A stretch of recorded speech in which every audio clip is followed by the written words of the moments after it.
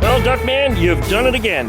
You know, you're not supposed to use a 350Z for towing a trailer. And then, you know, that's probably not going to fit on that 4x8 trailer either, but somehow yet it did. Hey, you guys, we're headed off to Panama City. The reason why I'm headed out there is because I found a Go Kart for a very, very reasonable price that I would like to pick up. And it's kind of far from me. I mean, it's only a little over 100 miles, but it's like 2.5 hour drive. It's not close. Not close by any means. It just sucks to drive to Panama City. But anyway, I'm headed over there to go pick up this cart. Of course, you won't be seeing this video if I didn't actually get it, because these are those intro videos that I record every single time I go to look at a new project, but I only actually put the videos up when I've managed to pick it up. So anyways, we're gonna see what happens over there. It's got 4 wheels on it, doesn't run, it's kind of rough, but it's in Duckman condition. That's probably the best way to put it. So let's see what happens. And I'm glad to know that whatever may happen with this cart, that the HIPA Store has my back. HIPA Store is a company that sells parts for lawnmowers and other outdoor power equipment, and even has some parts for go-karts. The HIPA Store has been there before to get our go-karts and other equipment running in the past, and will be there again as we attempt to get this new go-kart project running properly once again. From spark plugs to recoil starters to carburetors and chainsaw chains, the HIPA Store has what you need to get your machine running again. So please check out the HIPA Store for my affiliate links down below in the video description, because when you support the HIPA Store, you're also supporting my YouTube channel. Thanks again to the HIPA Store for sponsoring this video, and thanks to everyone that's watching. Don't forget to likey, comment, and subscribe, and we'll be back right after that intro.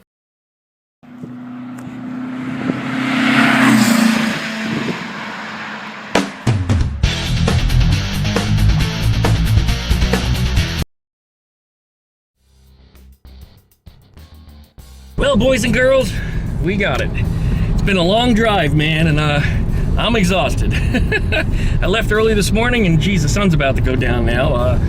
Probably got about 6+ hours on the road, plus negotiation time. And we're gonna pull in over here and get some gas, because we used up a whole tank. Yeah. Only used a quarter to get there, but used a lot more than that on the way back. This thing is not only heavy, but it's up in the wind stream, so yeah, a lot of gas usage. Anyways, we're gonna get some gas and then we'll stop home and we'll have another walk around this thing. We have a Kandi Spyder go-kart right here. I don't know what the exact model number is of it. I don't really care, because I'm not going with stock things that are on here. We're gonna do something completely custom out of this. You know, I've been wanting a larger go-kart anyway, the KT196, despite me having made it larger, which is kind of neat. I just wanted something a little bigger with a lot more power, and this certainly is the great platform to achieve that with. The engine that's on there is wrong. Everything on this is just completely wrong. So I'm gonna gut it, clean it, paint it, a little bit of modification, and we're gonna make an extra big ass engine fit on this thing, because, you know, putting a CBR 600 engine or a Hayabusa engine on a KT196 is kind of dumb, guys. All I'm gonna do is just burn up tires. Now on here, it would actually work. Well, anyway, looking at it here, it's got some rust, it's got some issues. A lot of the paint is kind of in bad shape. There's a little bit of hardware, some bolts missing here and there. One of the wheels was loose, but the seats, despite being dirty, are actually in good shape. They're not torn, none of the seams are coming out of them. Everything looks like they're completely intact. Yeah, this is all in good shape. That makes me very happy. That's if we even keep these seats, because I'm looking down here and I think my butt's a lot bigger than that, so I might be putting a bigger seat in there. I think I'd also like a larger steering wheel to give me a little more steering leverage, but anyway, pedals are a cluster. Pun absolutely and gloriously intended. Check out the master cylinder.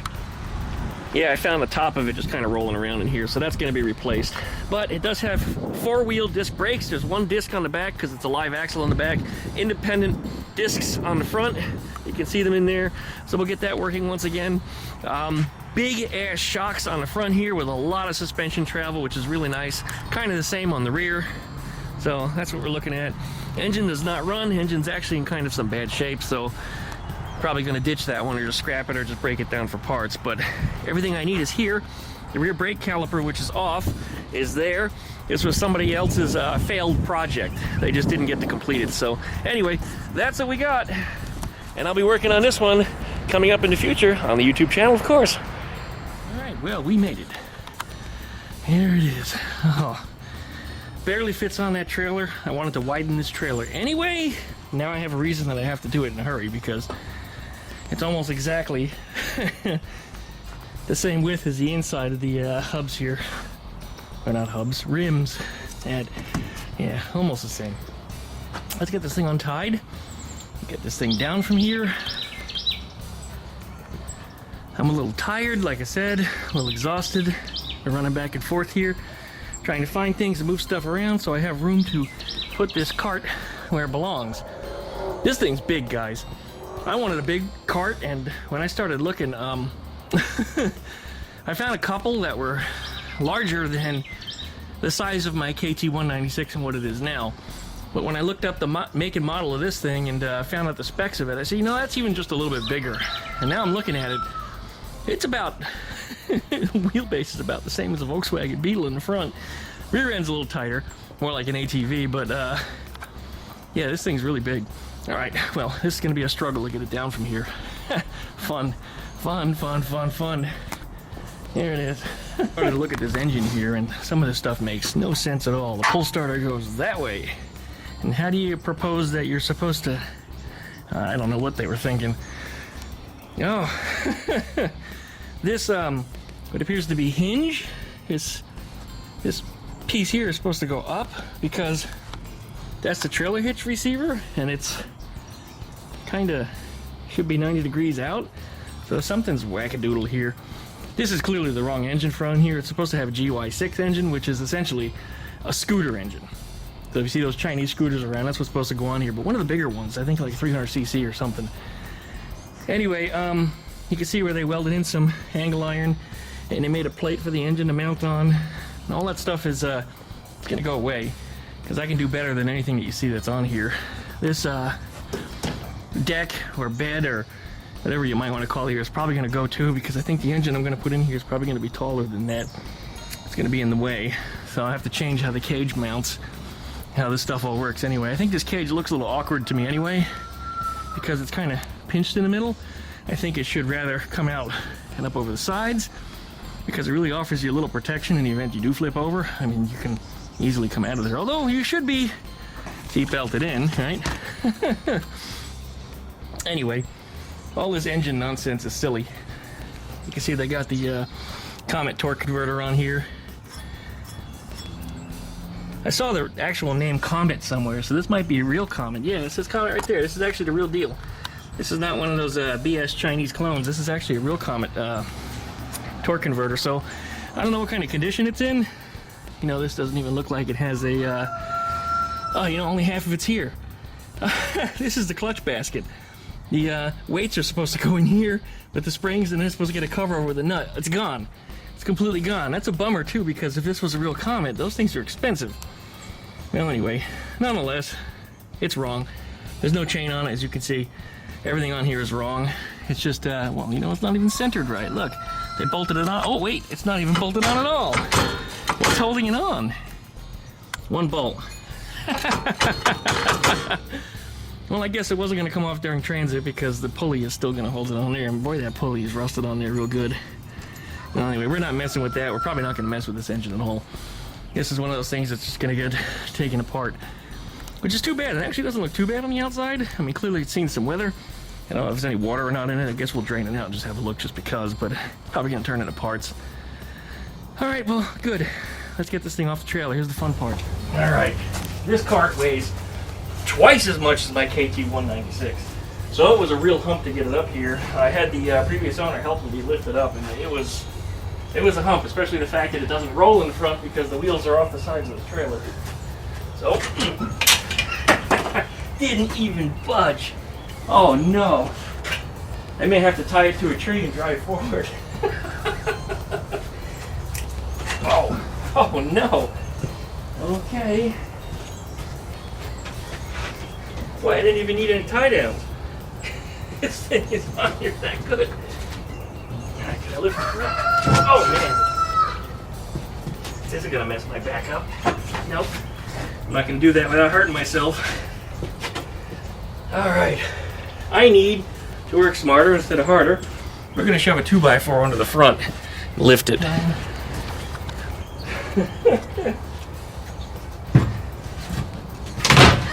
Oh, that's much. Go, baby. Hope I don't break my taillights in the process here.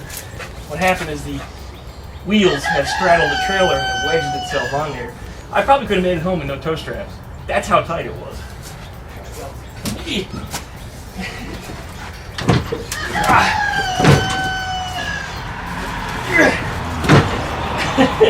And the answer is nope.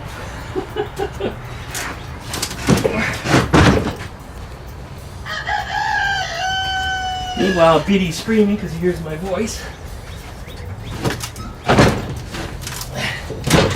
It's coming. Fraction of an inch at a time. I have some ramps. I probably should have grabbed them.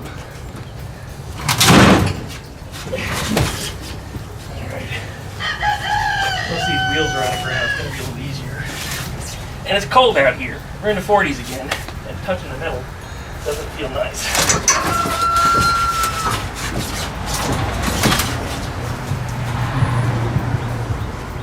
Alright.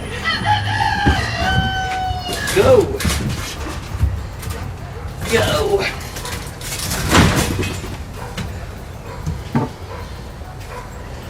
It's just heavy enough to be a pain in the ass.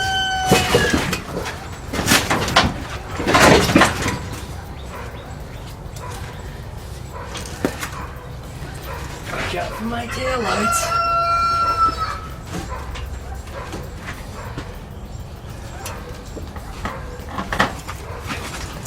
And we're off. Yeah. Great, and it wedged itself against my gate. Now it's out.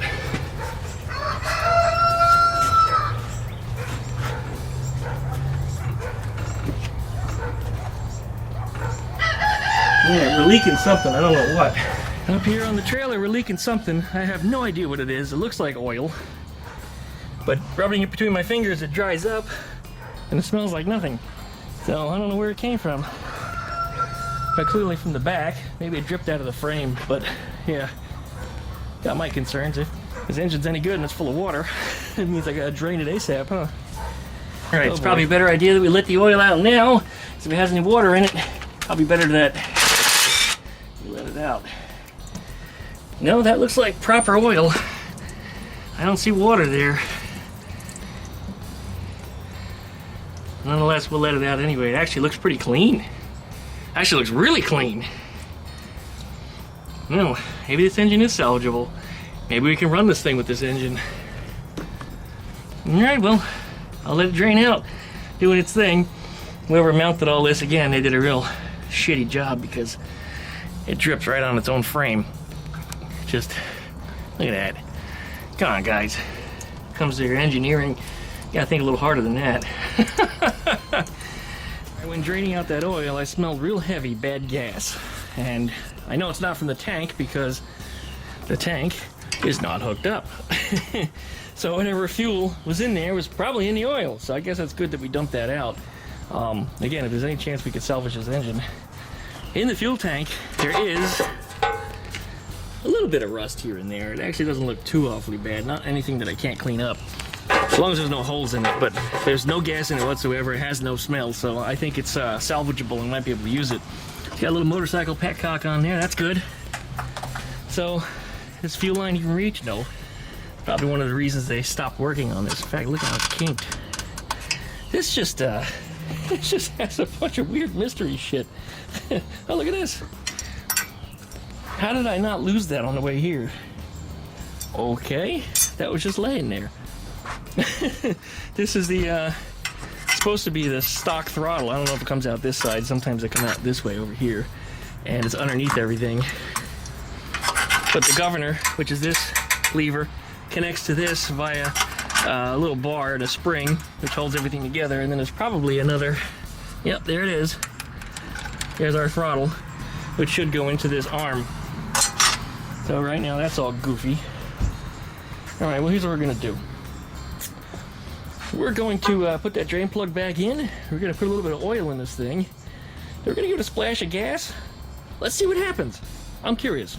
It sounds totally goofy, but that leak, I tracked it down. It was dripping out of the frame. there it is. So this is probably full of water, and it dripped down on the engine. You can see where it dripped, ran down the side, which is why I thought it might have been oil, because it was dripping off the side of the oil fill, and then down the back where the hitch is here, which is all wrong, and it made a puddle on the trailer. So yeah, it's just some water up in the frame, and when I tipped it upwards, it just let it out. So anyway, I guess I'm gonna have to make sure those are drained properly so they don't rust from the inside out. This frame looks like it all bolts together just like the KT196, so this shouldn't be too hard to modify if I wanted to move some things around. So I'm thinking this bar needs to go here. So put a little bend in there somewhere, or maybe just put the receiver section here and then bring it up. I think I can make that work. A little hard to get in there though, because it's going to be a really small opening, but I'll figure it out. Nothing's permanent. I haven't actually done the work yet, right guys? Here's something that really frustrates me on these engines, and this is probably the Japanese did this, because this is a Honda clone. You see that little orange down there? That's the dipstick, or the filler. I don't know. I haven't unscrewed it yet. It might actually have a dipstick on it. But it's in a place where it's really hard to get to, and it's practically impossible without a really long skinny funnel to get oil in it. Just such a stupid design. I don't know. There's also one on the other side, and that was nice because some of these engines only have them on one side, and typically on like the KT196 it's facing the back of the seat, so it's practically impossible to get to it. But this one has dual, which is nice, but yeah. Anyway, I'm gonna pull that out, just make sure that it's clean, which looks like it's probably fine. And I'll put the drain plug back in and refill it with oil. Gloves. Let's just run a drain plug in with an impact. And let's start it even with the tool. Yeah, I always catch hell for that kind of stuff, so I'm gonna say it up front. Don't do that, because did you know? Alright, this whole pull starter facing forward nonsense is just about one of the dumbest things I think I've ever seen. I don't know what was going on here, what was in this person's mind that put this thing together. But even the previous owner said that he wasn't involved in the building of this, he actually bought it this way. He agreed there was a lot of fuckery is probably the best word as to how this was put together.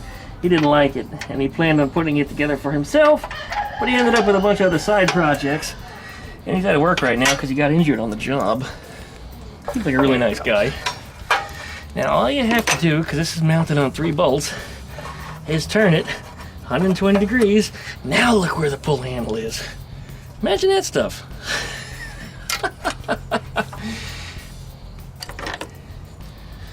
Yeah, alright. Come on now. Yeah. We'll mount this right back on here. Hopefully we don't rip the wire out of this one. Hopefully we don't rip the rope out of this one like we did over on the KT. And if we do, maybe when it comes to working on this thing, I know HIPA will have my back. People over at HIPA send out some really great parts. Really nice to deal with people. So if you need something for your power equipment or lawnmowers or what have you, or Go Kart, right? This is a Go Kart. Hit them up. Oh man. I can't wait to remove this engine from here. I'm just getting this thing running because it's a curiosity, if it's even going to run at all, and you guys get something to watch, right? Alright, that's our dipstick. Looks clean, no like dirt buildup or anything on it. Ooh, heavy smell of bad gas. That oil was, yeah, it was shitted up. They may have had a stuck float or something in the carb. We're going to need to put some fresh oil in there though, and I'm going to run it. Well, if it runs. Put some fresh oil in it, try to run it, and of course if it does run and it actually turns out to not be a piece of shit, then we'll change the oil out after we get it up to operating temperature a couple times, and then put some fresh in it. That'll get it all nice and cycled out. Okay. That is bitty, and I need a long funnel. Really long banana funnel. Oh yeah. You know, I've got about 2 or 3 of those banana funnels around, and like always, when I need something like that, I can't find it. So we're going to use this stupid thing. It's probably going to leak everywhere and make a mess and get me cursing at it. But that's good entertainment for you guys, right? Because you guys just love to see Duckman in pain.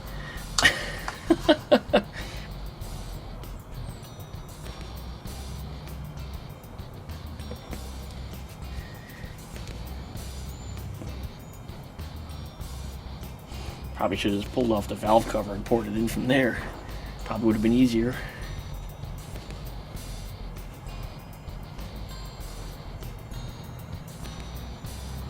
This is just some oil left over from Dad's garage. After I cleaned out Dad's house, found a whole bunch of like P-Blaster and WD-40 and a whole bunch of motor oil. This is 10W40, which should be just fine in the temperatures that we have here. Although today, it's cold. It wasn't nearly as cold this morning. It's going to keep getting colder because we just had a front come through. And yes, it was actually raining in between me recording clips here. Not much, but nonetheless, it still was raining. Usually you fill this up until it starts dripping out the fill hole. At least I figured it would have taken less than a quart, but we got almost a whole quart in there now.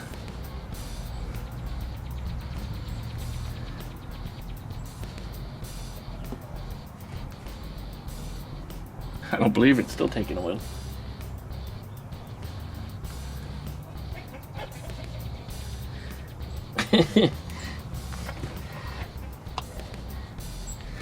How much is actually in there?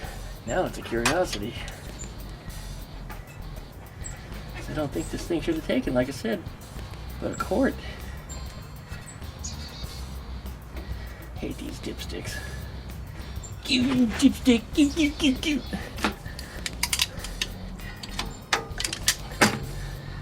These things never thread in right. Well, it's about halfway, it says, but I don't think it needs much more. But there's plenty in there to get it started. It's safe.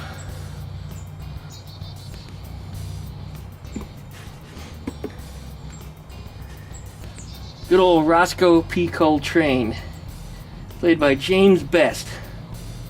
I got to see him at Duke's Fest over in Louisiana one year.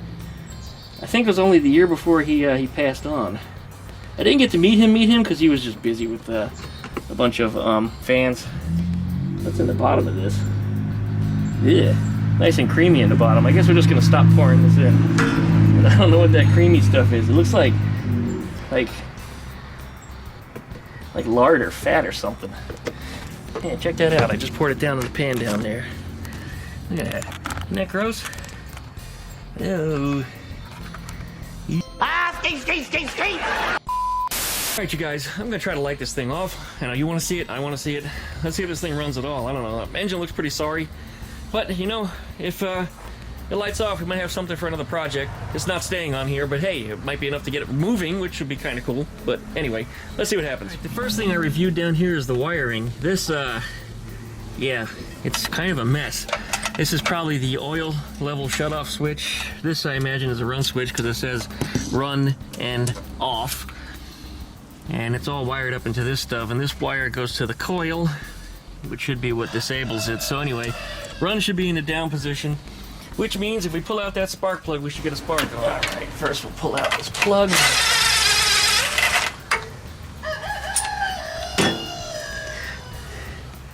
It's a little black, and it's a little wet, something oily. This wasn't sitting up on its side, so I don't know why it's oily, but anyway. Put this down here. There we go, we got it grounded. That should give us a spark. Let's see what happens. Yeah, here we go. Nope, I don't see anything. Check this, we'll check this switch back here and try putting it in the other position. If that makes any difference. Nope, still no spark. Alright, back here in this wiring, let's just disconnect that coil. This wire should be grounded to kill the engine, but completely disconnected in order to start it. Maybe there's something wrong in the switch or the wiring, so with it completely disconnected, see if we get spark now. Nope, still nothing. All right, we might have a bad coil, possibly a fouled spark plug, because this thing is just oily. It's weird that it's wet. Let me get another plug. We'll try something else. All right, I got us a different spark plug. It's very similar to the one that came out. Very similar. It is a bit longer though, so hopefully it doesn't touch the piston. But the goal behind this is just to see if we can get a spark out of it. And if we get a spark, we're going to try to run it. But this is going to rule out whether or not we have a bad coil. So let's see what happens here. Let me zoom you in there. All right, you ready, guys? Oh, I saw a spark on that one. At least I think I did. Oh yeah, it's sparking. That's sparking for sure. We'll try this other one again. Maybe I just didn't see it. It's sparking now too. You know what? It's sparking out the side. I see it coming outwards this way. This plug is fouled. We're going to replace this one completely. But for the moment, let's try to run it on this and just see what happens. But for the moment, we're just going to go ahead and jam this one in, and we'll see if we get it to light off. Oh, here we go with the impact again. Duckman's running in a spark plug with an impact. Don't cross-thread it, Duckman. You're going to strip it out. All right. All right, let's get a different angle over here. It's start getting dark. So let's see if we get lucky here. This is the only way it's going to get fuel because the line's not connected to anything. There's just a squirt in there. And if it's making a spark, which we don't know yet, and if it lights off and it's making a spark, the cover don't fit on here very good. Not good at all. Part of the problem that we had when I was picking the unit up. Alright, I think it's on there. Alright. Starter in the correct position. Imagine that!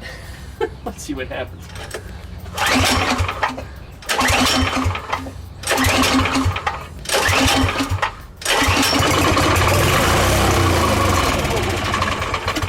Okay, guys.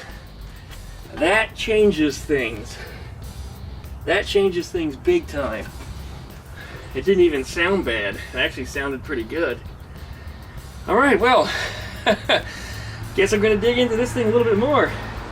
Starting with getting adequate fuel in it, but the fact that it ran at all tells me it sparks, and that's good news. Alright, let's get this thing put back in the yard, and we'll save the rest for another day.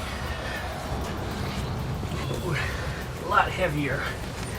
A lot heavier than the KT-196. The big question is going to be when we get this thing driving is if it can make it around this turn. Wow, this thing's big. That's what she said. Well, good news. We got this engine to light off, and it looks like it's probably going to run just fine, but we need some new parts for it. So I got a spark plug and a brand new carburetor on the way from the HIPA store. And that's correct, I also ordered up the carburetor too, because this carburetor's been sitting with bad gas in it for a long time, and what you didn't see is when I pulled the screw out of it, just how disgusting that was on the inside. So, HIPA Store to the rescue with a brand new carburetor spark plug, and we'll have this thing running properly probably in the next video, so watch for it this week. Well, that's about it. We're wrapping up for today. It got dark quick, didn't it?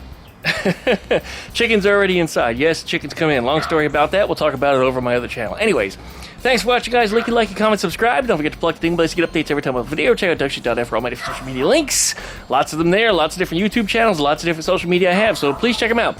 And we'll be back, hopefully, getting this thing running. So I guess we'll see what happens from there. Thanks for watching.